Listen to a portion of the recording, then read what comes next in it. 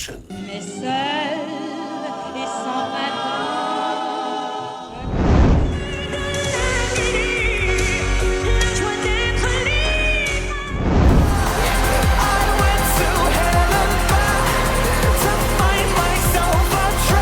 Hello everybody and welcome back to RETRO-MELLO Eurovision. How are you, Harry? Hello, Leonard. I'm very fine tonight.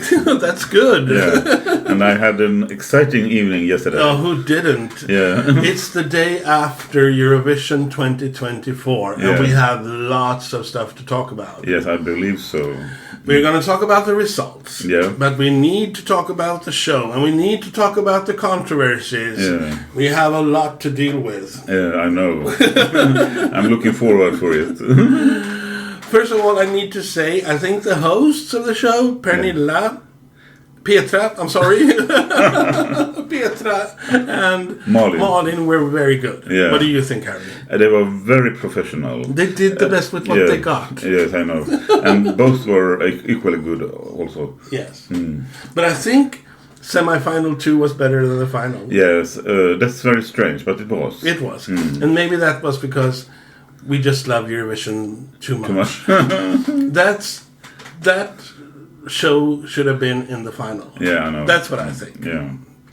Instead, we got a tribute to the Swedish music wonder. Yeah. Which is an amazing fact that we have a Swedish music wonder. And I think paying tribute to that was a good idea, maybe. Yes. But I don't understand. They had Björn Skifs there singing Hooked on a Feeling, a song I really like. Yeah. Because he was the first Swede ever to have a #1 in the US. Yes. But he also competed in Eurovision twice. Yes, with Michelangelo. No, that's the Melodifestivalen. Yes, I know. But he did compete in Mellofest, in Eurovision. Why not just sing a potpourri of those songs as well? You're in a Eurovision show. Yeah. And this is something I'm coming back to later on in this podcast. Yeah. They walked into classic Swedish pop hits, all the countries, which was kind of cool, I think. It was Ace of Base and other stuff. ABBA, of course. Yeah. But one country was missing. Which was that, Harry? Country? Yes, Netherlands. Where are they? Where were they? I saw them in the semi-final. It was the last time I saw him. So apparently there was an incident. I'm sure everybody have heard about this. We don't really know what happened yet. No. But Netherlands was disqualified. Yeah, I know. It's very strange. It's very strange. It's the first time somebody's been disqualified this close to the final. Yeah. It has happened before, but for other reasons. And then it's earlier on. It's before the contest, I think. It's before the contest. Yeah. So this was a huge drama. Yeah. Which kind of put a bad feeling over everything. All evening was booing and controversies. Yes. And it's too much. It's just too much. And then we have the whole thing with Israel. Yeah. Also a lot of controversy, a lot of opinions out there, a lot of protests. And I'm just tired of it. And I'm fed up. Yeah, me too. But it's like it made me feel yesterday when I woke up to the news that Netherlands had been disqualified and stuff. It sort of made me feel like I got a bad feeling. Yeah. It wasn't like the joyous occasion it's supposed to be. No, it wasn't. And that's sad. That's sad because we don't know the answers to we don't know the answers, and the answers doesn't really have I don't know how much it matters. No. But it still gave me a bad taste in my mouth. Yes. And I'm very worried for the future of this contest now. Yes, I am as well. Because everything is political. Yes. We can't get away from it. But it's taken over. It's too much of the opinions of people holding on to one thing or another, or thinking there was right to disqualify or wrong to disqualify. There's another thing you can have an opinion about, and everybody needs to shout out their opinions. Yeah. And this year the politics took over the contest. Yes. But when Ukraine won last time, it was a very nice feeling. Yes, it was a very nice feeling because it was because the majority of people had the same opinion. Yes, I know. And I honestly don't think that Ukraine's victory. I think that song is okay, but I think we should have had another winner that year. UK. Yeah, and that's just my opinion. Yeah. But I'm not going to scream in the streets and boo people over it. And we need to talk about booing. Yeah. Because there was a lot of booing going on. And I actually think, Martin Österdahl got booed, probably because of the Netherlands situation. Yeah. That young woman from Israel was booed just because where she's from. Yeah. I think we should stand above that. Yeah. I don't know what would make me boo when I go to a concert. I would probably boo if somebody does something really bad on stage. Yeah. If somebody is drunk or... I was once for a concert with Liza Minnelli. Yes, I know. She was drunk and high, and she fell off stage, and we booed her. That could probably justify the boos. Yeah. But booing just because something has happened outside of the competition or around the competition, or I think it's just childish. Yeah. But it's the times we're living where everybody needs to have their opinions heard, and the booing is a way to make them heard. Yeah. Oh, I booed. Yeah. You can always say I booed. Yeah. And it's just stupid. Yeah. And the whole thing, Linda Woodruff. God bless Linda Woodruff. She's so funny. So she sings a tribute song to Martin Österdahl from EBU. Yes, and then he gets booed. Yeah, which was like so strange. Yeah, it was very ironic. Yes, and then we had the ABBA tribute. Yeah. What can we say? I like Charlotte Perrelli, I like Carola, and I like Conchita Wurst. Me too. Yeah, but I would like to have seen the original. Yes, but that's impossible. Yeah, I know. We can wish we could travel back in time, maybe 20 years, and see the originals. Yeah. And those avatars that were there to sort of replace ABBA. No. We saw them last year in London. Yes. And it was a very fine show. Yeah. But you were sitting like at a distance from them. Yeah. When you watch them up close, they look like something from Toy Story. Or dolls. Dolls. And I don't know what options they had. And then, as you said, Charlotte Perrelli, Carola, and Conchita Wurst came in. And before that, we had Alcazar. Yeah. Alcazar has, as far as I know, never competed in Eurovision. In Melody Festival. Yes, and they have done a good job. Yeah. But it's like scraping the bottom of the barrel. Yeah. There are so many artists, but the whole controversies has made a lot of artists say no to participating in this final. I know. And that's their problem, I think.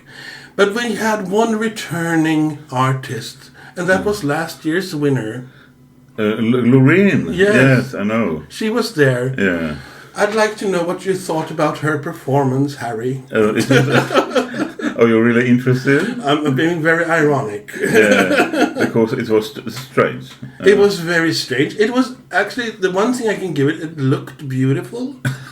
But I honestly don't understand, and I have said it before, I don't understand last year's winner coming back and singing their bad new song. Yeah. And that's what she did. Yeah, it was not a good song. In a strange way. She was strapped into a chair. And I honestly thought that during this song she would get up from the chair at some point. She never did. No, she didn't. She was stuck to that chair. And she went into singing her bad new song because it's a bad song. Yeah.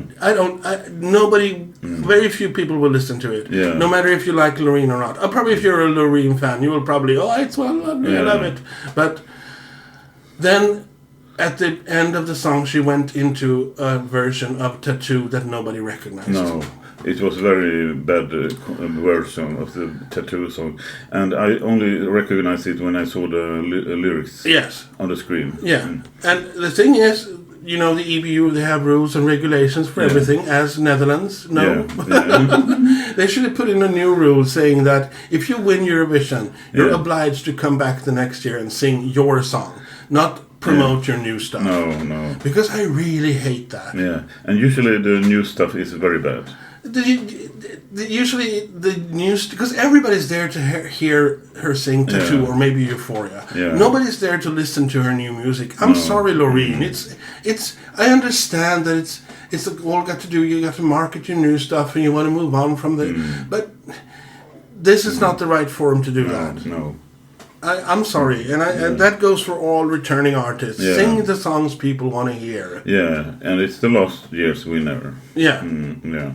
And it is that. Yeah. We had even Kärja singing the last year's song. Yeah, in the second semi-final. When he did that, the arena was going crazy. Yes, it was. I tried to see the reactions from the people in the arena when Loreen performed, and it was very lame. Very lame, of course, because she was sitting in a chair singing a song that nobody wants to hear. No. So why?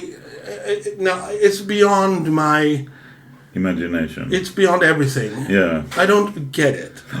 You have to sometimes you just have to give the audience what they want. Yeah. That's what I think. Harry. Yeah. Want to go through the results? Yes, of course. Let's do it. Yes. And so Lennart, let's go through the results. Yes, we start at the very bottom. Yeah, and what do we find there? Like we have done so many times before. Norway. Yeah. And Norway got 12 points from the juries. Yeah. And 4 points from the public. Oh, yeah. And the thing is, I remember hearing voices from Norway last year saying that the public should have more power. Yeah. Doesn't matter if people can't get your song. No. And actually, talking about Norway, I like that song. I really do. But it's not a Eurovision winner. No. It's I don't like it, so no. For me it's a good result. It's too strange. Yeah, it's very strange. The result isn't surprising. No, it lacks melody. Yeah, it lacks a refrain. I totally get it for people that like that kind of music, but it's not my cup of tea. No. So that's why they got this result. What do you think about the next song, 24th place? Austria, We Will Rave, Kalin. Yeah. I think it disappeared among several acts that were similar to that one. I think it just disappeared. Yeah. And she also got a higher jury vote than a public vote. So, yeah. I understand why it wound up in that place. I actually think the surprises are coming further up. Yeah. So in 23rd place we have Slovenia, Veronica singing Raven. A song I liked. Yeah. And she got only 27 points equally among jury and televotes. Yes, about equal. Yeah. Yeah, but that's not surprising. And I'm not surprised by number 22, which is Spain, singing Zora. I think that is aimed at a too particular audience. Yeah. They loved it in the arena, but that doesn't make people in the television sets in Düsseldorf like it. No. It doesn't. It's very much fan-based. Yeah, it's very much fan-based, and there's nothing wrong with that. There's nothing wrong with that, but it's too fan-based. Yes, I think so too. Well, we have another one of those songs coming up. Yeah. Georgia Firefighter at number 21. Yeah. That was the same as the Austrian entry. They were like sort of the same song, I think. Yeah.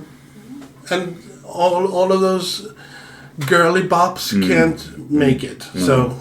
And it got only 34 points. So those songs in the bottom got very low points. Yes, they did. And in higher up, they got many points. Yes, there is a huge gap. We'll get there. Yeah. Estonia, the song title that is the world's longest song title ever. Yeah.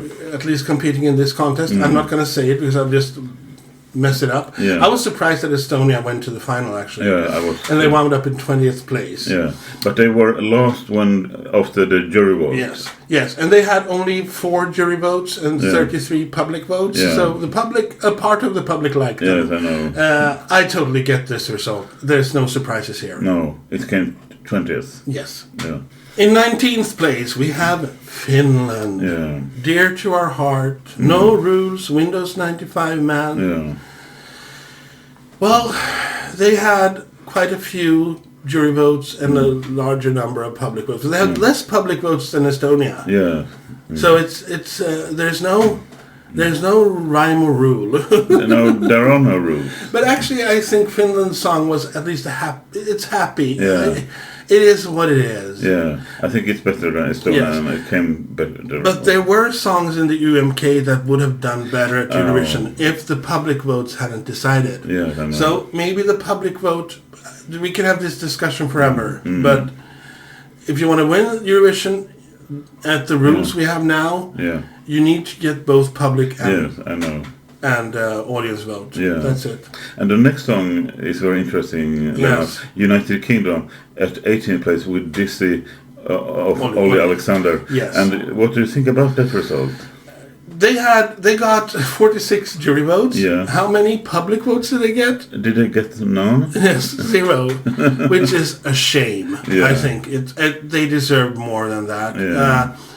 I think Ollie Alexander, the show was too much for many people, I think. I actually think it's too much for many people. Not for me, but for many people. Yeah. I think that Ollie Alexander isn't a great live performer. No.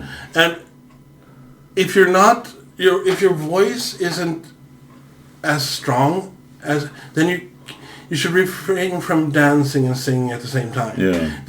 I think the performance killed the song for the public. I think so, because when he finally got out of that box he was singing and stood there singing, then it turned pretty good. Yeah. They should have gone for something different. Yeah. That's just my opinion, but but I think he was shocked himself to get 0 points. I think so too, because he's got a huge fan base. Yes, I know. But obviously not enough. No.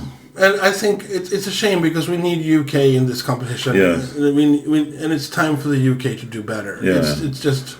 And they are interested, I know, in the Eurovision. A few of them are. The interest peaked in 2022 when they had Sam Ryder. Yes. But it's probably going up, because last year they got last place. So actually 18th place is progress. Yeah. It's hard to believe, but it is. Yeah. Then we have 17th place, Serbia, Ramondas Teodora. I like it. It's a very nice ballad. Yeah, I like it too. I like it better than some of the songs that are over it on this list. But it was never a winning song for me. No, it wasn't. But it definitely deserved to be in the final. Yeah, and maybe it deserved a little better. Yeah, but it's actually a good result anyway. Yeah, I think so. Yeah, I think so. In this competition, it is. It is. Yeah, and next song is Latvia from with Hollow by Dons. Yes, that song I don't get at all. No. I think that. I'm not even sure why it's qualified. No. It's just a bland song for me. I remember it came from the second semifinal, I think. Yeah. And I was hoping for Belgium. Yeah, me too. Yeah. Even though Belgium wasn't very good. It was better than this. It was better, yeah. Yeah. Well, that's Eurovision for you. Yeah. Then we have another girl bop in 15th place. It's Cyprus, Liar by Celia Kapsis. Yeah. I think they should be happy with this result, 16th place. 15th place. 15th place, sorry. I think, they got what they got. Yeah, I think it's a quite nice song to listen to. Yeah, I think it's okay. It's one of those songs that you can just hear in the background. Yeah. I think in 14th place, Lithuania, Look Telk by Sylvester Belt, deserved even better. It's one of my favorites. Yeah.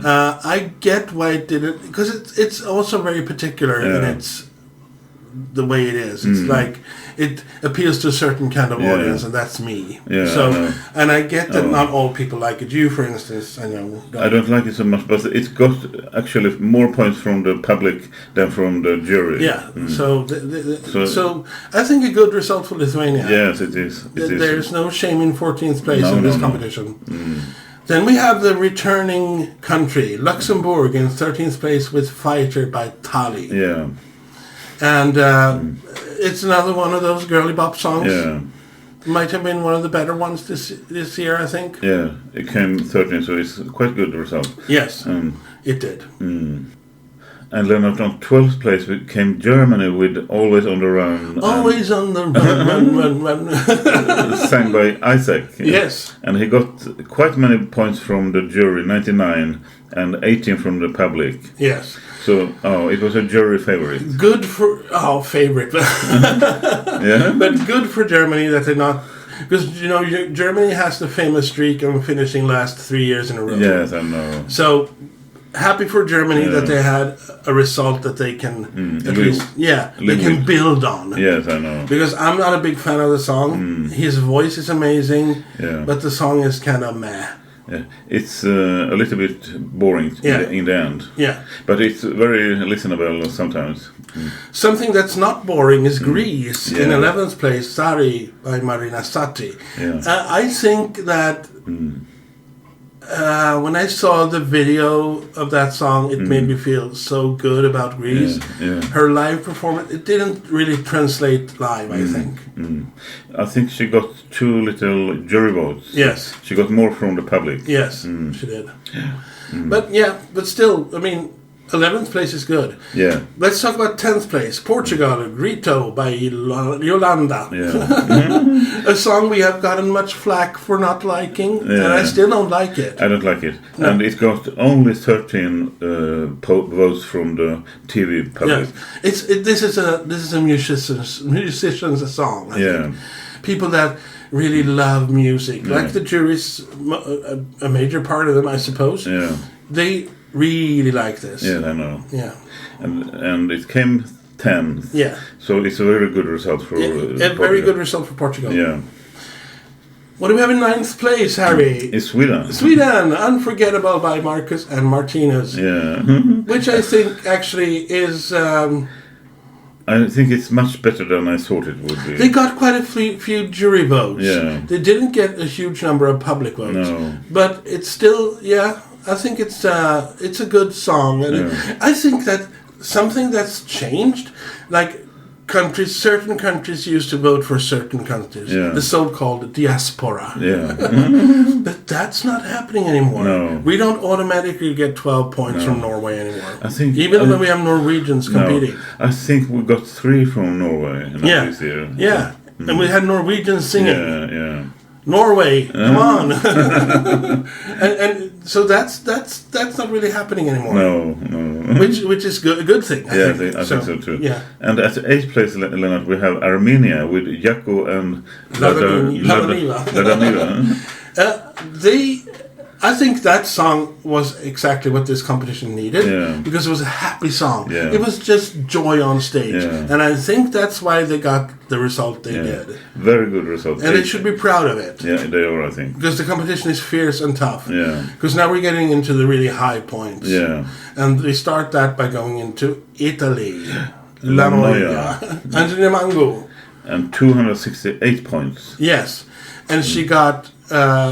A higher jury vote than the public vote, but I think actually her performance, she changed her outfit from the semi-final performance to the final, and that made it a little bit better. But I think her performance at Sanremo still is much, much better, because it's more personal, it's more kind of live feeling, and it's hard to translate that to the Eurovision stage. Yeah. But, 7th place is not bad. It's very good, very good. In number 6, we have a shocker. We have Ireland, Doomsday Blue by Bambi Thug. I never thought this. No, I didn't think so too. But it has a public. Yes, it does. Yeah. It has a public, and it has... and she put on a great show. I still think that the show is better than the song. It's not my kind of song, so it's hard for me to say that about it. Yeah. But good for Ireland. It's their best result in ages and ages. Yes, I know. Maybe Ireland is coming back to dominate this competition, Harry. We're back in the 90s. That's terrible. Yeah, let's go back to the future. Yeah. And let's talk about number 5, which is Israel. Yeah. Hurricane, Eden Golan. Wonderful song, deserves top 5. Yeah. The result is a little bit... She got a huge public vote. Yeah, she was second in the public vote. Yeah. But I think I'm just going to say, I think if we had been living in a non-controversial world where there were no political blah blah blahs going on, I think she would have wound up in 5th place anyway. Yeah. I actually think so. I think that's, you know, I never saw it as a winner, but it is a very good song. Yeah, it is, and she's a very good singer. Very good singer. Yeah. She's so young. She's yeah. Yeah, and I actually like all of the songs in top 5, and we will see now which song came as 4th. Yes. Yeah. And then at 4th place, we have my favorite this year, Vive la France, Mon Amour by Slimane. I think this was my personal favorite this year. Actually, I say that the top 4 are all very good songs. Yeah. I would have been happy if this won. It didn't, of course, but it got both good jury vote and public vote. Yeah, very good both. Yeah. But it's just that other songs got more. Yeah. But I like it too. It's just so... Yeah, just so wonderful. And his performance was magical, I think. Yeah, he's a strong singer. Yes, a strong singer and a classic song. I think we need more of that. Yeah. I actually do. And actually, the third song in this result was Ukraine. Yes. With Teresa Maria and Alonia and Jerry Hall. Hail. This song it's fallen for me a bit since I heard it the first time, but it's still a good song. It is, and it got a huge public vote. Yeah, and actually France beat them in the jury vote, but I think this was bound to be top 5 anyway. And it belongs there, I think. Yes. Yeah. And then in 2nd place, Harry, we have your favorite song, Croatia, with Rim Tim Tagedim and Baby Lasagna. Yes. 2nd place. Yeah. Yes. And it got most public votes than any other song. It won the public vote. Yeah. Just like some other artists did last year. Do you mean Carrier? Yes. So actually, and the winning song this year is Switzerland, Nemo the Code. Totally deserved. I love that song. And his performance, magic. Yeah, and also the video, when I saw it first time, I thought it was incredible. Yes, so cool. And he seems to be such a terrific person. Yeah. And so does Baby Lasagna. Yeah. And it sort of is the same result we had last year.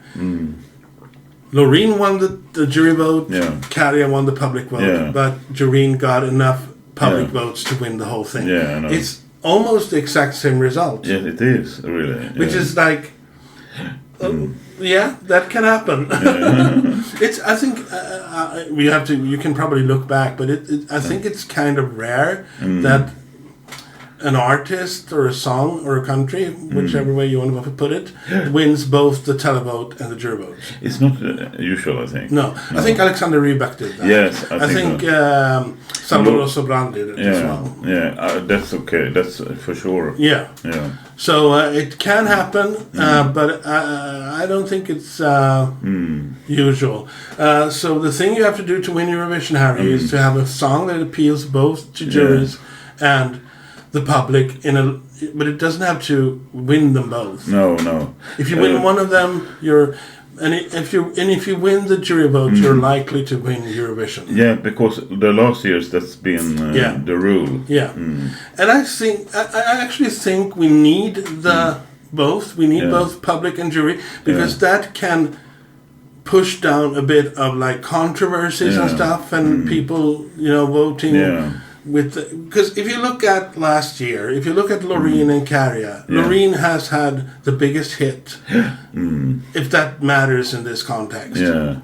But the song everybody remembers is still Cha Cha Cha. Yeah, I know. And I think maybe Rim Tim Tagedim will be forever etched in people's memory. Yeah, because if this year had only come votes from the public, Switzerland has came 5th. Yeah.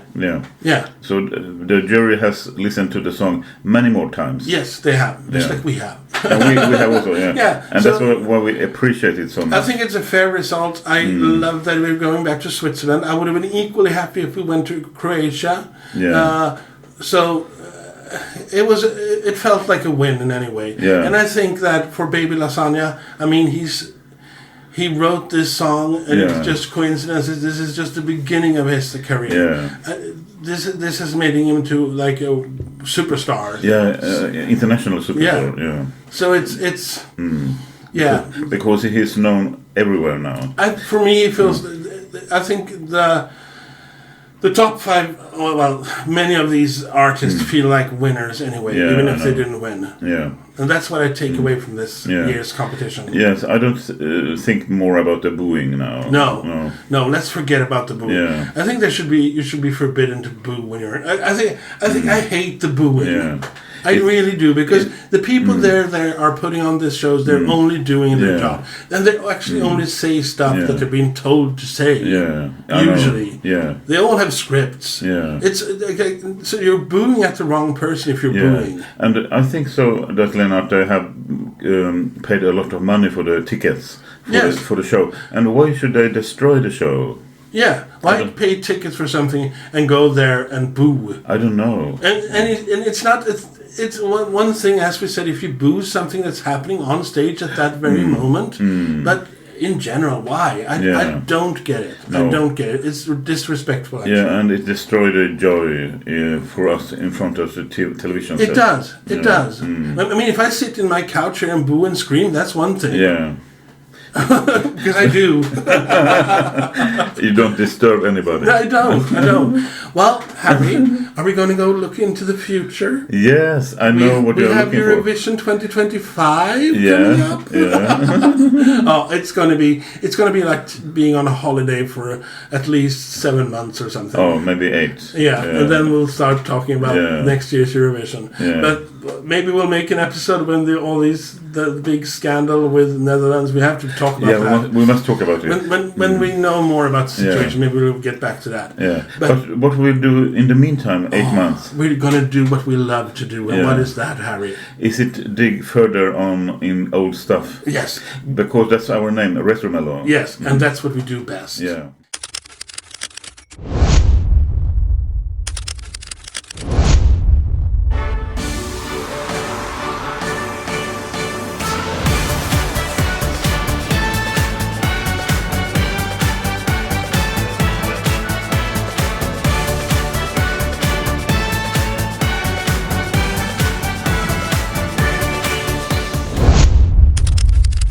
Yes, we're going back to the very beginning of Eurovision and Melodifestivalen as well. Yeah. Because that's what we love to do. Yeah. And we're going to analyze everything. Is it a promise or a threat? Oh, it's both, Harry. Okay. I take it as a promise. Yes. Yeah. And it's going to be so much fun. So keep on following us at RETRO-MELLO. Like us, subscribe to us, do all that shit. And do you have any last words to say about Eurovision 2024 before we close this chapter? Yes, I want to choose my playlist for this year. Yeah. And I will pick some favorite songs. Oh, I will too. Yeah. Some of them are already on my playlist. Yeah. I listen to The Code of course. when I'm at the gym. I also listen to Rim Ting Tagadim. I definitely listen to France. Yeah. What else? La Noia I listen to. Yeah. Italy. So there are many. We got in 37 new songs that we can all enjoy. Yeah. and that's the thing with Eurovision.